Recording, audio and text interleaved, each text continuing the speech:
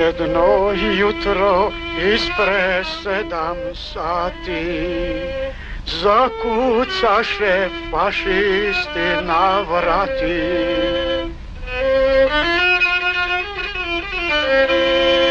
Stante ljudi, dete mi se budi, da ga tata zadnji put poljubi.